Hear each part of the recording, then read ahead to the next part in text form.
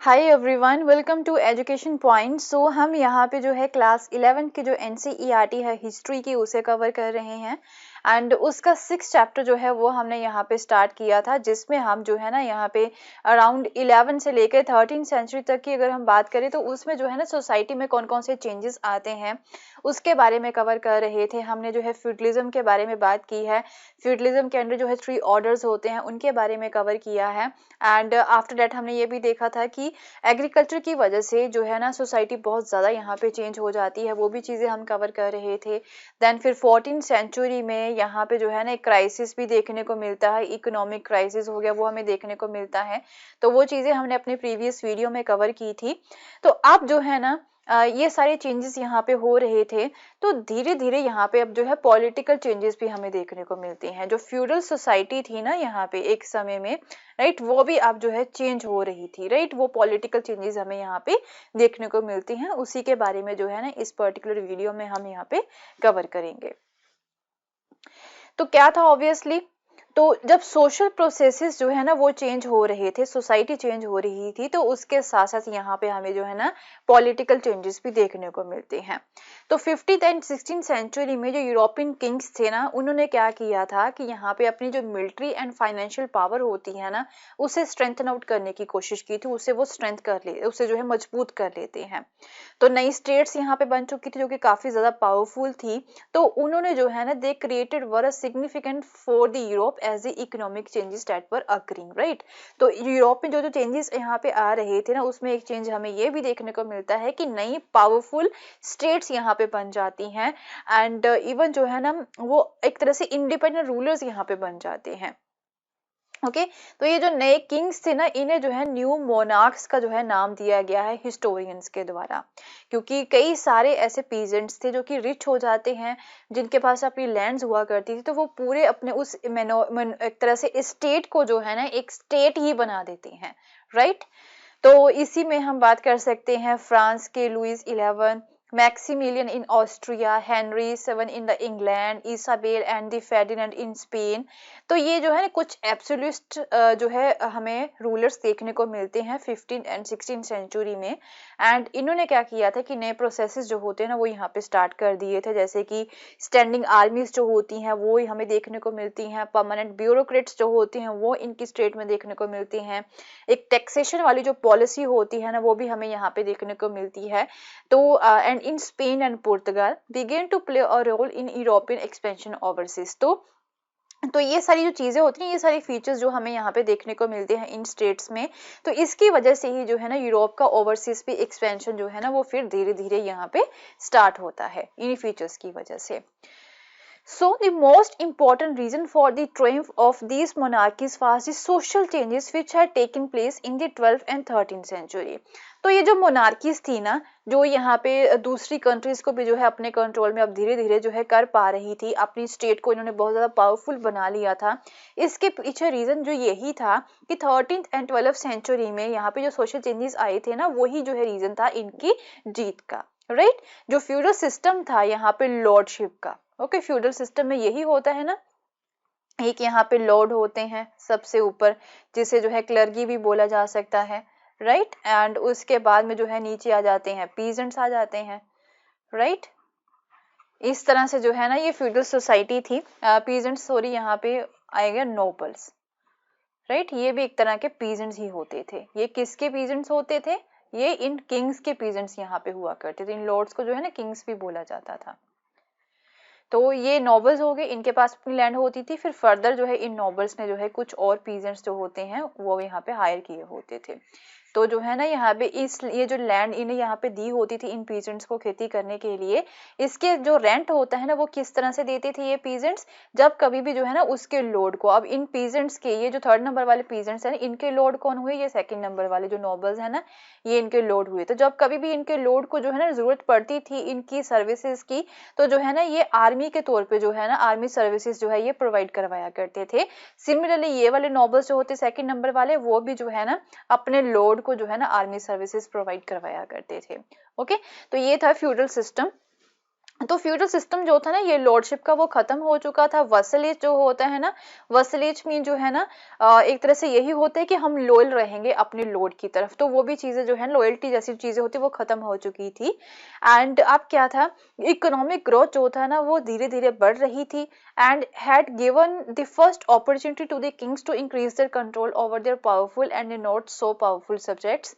तो ये कुछ ऐसे पावरफुल पीजेंट्स थे, या फिर जो हम बोल सकते हैं ये पर्सन थे, किंग्स थे, जिन्होंने जो है ना जो थोड़े बहुत पावरफुल सब्जेक्ट्स थे, जो ज्यादा पावरफुल नहीं थे, उनको जो है ना अपने कंट्रोल में कर लिया था। तो अपनी स्टेट्स जो है ये इस तरह से इन्होंने बनाई थी।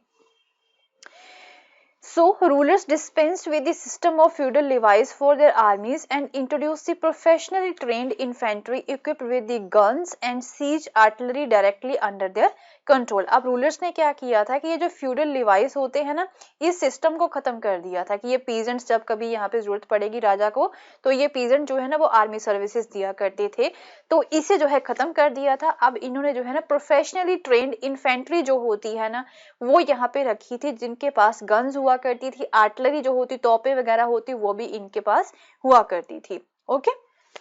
However, कुछ अरिस्टोक्रेट्स ऐसे भी थे, जो कि अरिस्टोक्रेट्स कौन होते, जो लैंडेड पर्सन होते हैं, जिनके पास पैसा भी होता, रिच होते हैं, तो वो जो है ना इन किंग्स के खिलाफ थे। यहाँ पे कई सारे ऐसे अरिस्टोक्रेट्स थे जो लैंडेड पर्सन थे, वो इन किंग्स के खिलाफ थे। ओके, तो उन्हें जो है वो क्रम्बल आउट कर भी देते ये किंग्स जो हैं। तो अब क्या था, इन किंग्स ने टैक्सेस को इंक्रीज कर दिया था। तो इन इंक्रीजिंग टैक्स की वजह से ये जो मोनार्क्स होते हैं ना, इन्हें काफी ज्यादा रेवेन्यूज जो है वो यहाँ पे मिलते हैं to support the larger armies. जो इन्होंने आर्मीज यहाँ पे बनाई हुई थी, रखी हुई थी, उससे वो सपोर्ट करते थे। Thus defended and expanded their frontiers and overcame internal resistance to the royal authority. तो इस तरह से अपनी आर्मी की वजह से ही जो है ना इन्होंने जो खुद फ्रंटियर्स को जो है एक्सपेंड कर सके थे, एंड जो रॉयल अथॉरिटी होती है ना उसके इंटरनल कई बार रेजिस्टेंस भी यहाँ पे होते, तो उसे भी जो है ये खत्म कर सके थे इस आर्मी की वजह से, जो कि इन्होंने ट्रेंड यहाँ पे की हुई थी। तो उस आर्मी को मेंटेन किस तरह से करते थे, टैक्सेस के थ्रू, जो टैक्सेस जो है ये जनता से लिया करते थे, right. So a common thread running through all type of opposition. तो ऑब्वियसली अब यहाँ पे किंग बने हैं, तो इनके जो इसका जो है ऑपोजिशन भी यहाँ पे होगा। तो ये जो अरिस्टोक्रेट्स थे या फिर और भी कई सारे लोग थे, वो इन्हें अपोज करते थे। तो ऑपोजिशन का मेन रीजन यही था कि जो टैक्सेशन जो यहाँ पे लगाया गया है, तो इतने ज्यादा जो टैक्सेस यहाँ पे लोगों के ऊपर लगाए गए हैं, वो क्यों लगाए गए हैं, तो जिसकी वजह से जो है ना इन किंग्स को कई सारे विद्रोह का जो सामना भी करना पड़ता है। 1497 में, 1536, 1547, 1549 एंड 1553 में। ओके। तो जैसे कि फ्रांस के जो रूलर थे लुइस 11, उन्हें जो है काफी लंबा स्ट्रगल जो है वो अपने ड्यूक्स एंड प्रिंसेस के खिलाफ यहाँ पे कंटिन्यू रखना पड़ता है। And lesser nobles offer members of the local assemblies resisted this royal absorptions of their powers. तो जो नोबल्स होते हैं ना, एक तरह से लोकल असेंबलीज के मेंबर्स हुआ करते थे जो, तो वो जो है रेजिस्ट करते हैं, इन ऑपोजिशन में जो है वो हिस्सा लेते हैं। तो कई बार यहाँ पे रिलीजियस वॉर्स भी चल रही थी, तो उनका भी बस यही था कि कुछ लोगों को ही जो है ना यहाँ पे प्रिविलेजेस दिए जा रहे हैं, कि कुछ लोग जो है उन्हें यहाँ पे इन टैक्स की कैटेगरी से बाहर रखा गया है, वो टैक्स पे नहीं करते थे, तो वो ऐसा क्यों किया गया है। तो इन प्रिविलेजेस, रॉयल प्रिविलेजेस या फिर रीजनल लिबर्टीज के खिलाफ जो है रिलीजियस वॉर्स जो होती हैं वो भी फ्रांस में यहाँ पे चल रही थी 16th सेंचुरी में। तो ऑब्वियसली जब कोई राजा बनता है तो उसका ऑपोजिशन यहाँ पे होता है, तो कई सारे रीजंस की वजह से जो है उनका ऑपोजिशन यहाँ पे चल रहा था। हाउएवर जो नोबिलिटी थी, जो सेकंड नंबर वाला जो ऑर्डर था ना यहाँ पे नोबिलिटी का, राइट, वो थोड़ा सा जो है चालाकी वाला जो है, एक तरह से हम बोल सकते डिसीजन लेते हैं।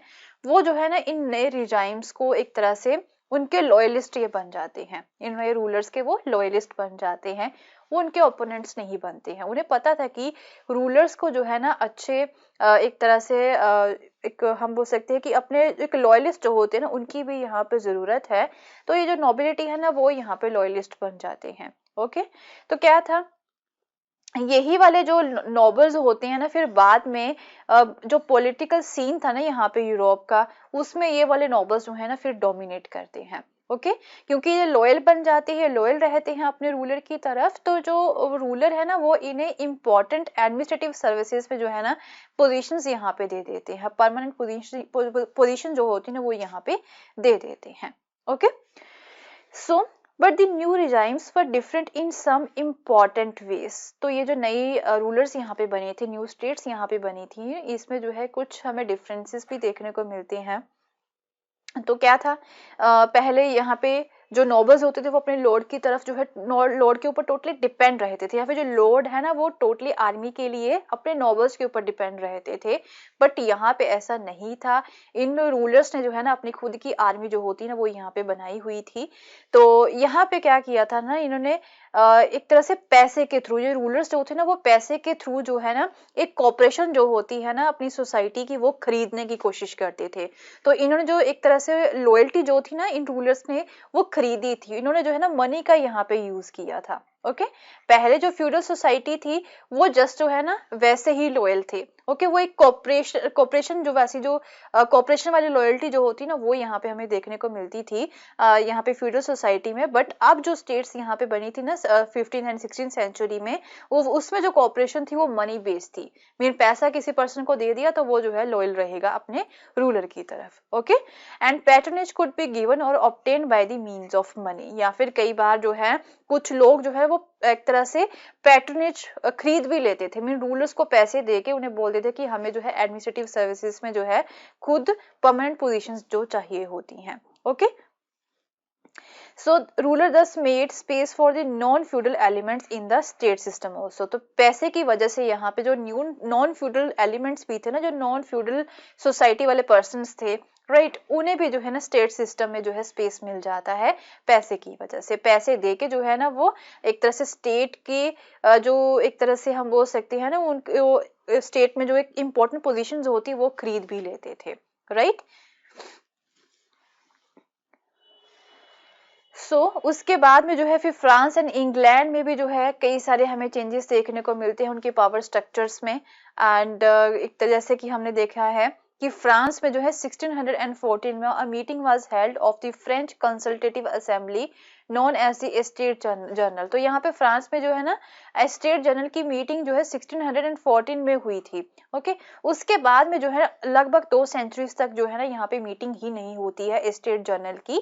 स्टेट जनरल में जो है कौन आता है, क्लर्गी, नोबिलिटी एंड जो रेस्ट और बाकी जो दूसरे लोग होते हैं ना वो सभी यहाँ पे आते हैं। मीन जो डिसीजन यहाँ पे स्टेट के ले रहे हैं ना वो इन सभी लोगों को के साथ मिलके मीटिंग करके यहाँ पे लिए जाते थे पहले 1614 तक। बट उसके बाद में जो है ना 2 सेंचुरीज तक जो है इन लोगों को बुलाया ही नहीं गया था, रूलर जो है खुद ही यहाँ पे डिसीजन जो है वो ले लेते थे।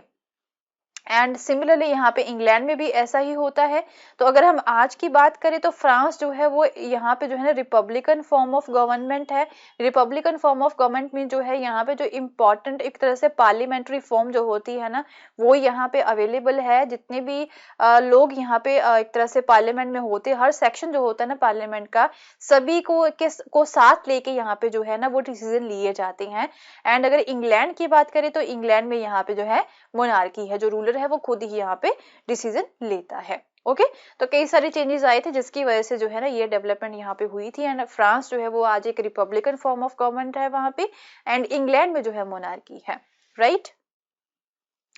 So will continue with the new chapter in our next video. And अगर आपको मेरा कोर्स पसंद आया तो इसे शेयर करना ना भूलें।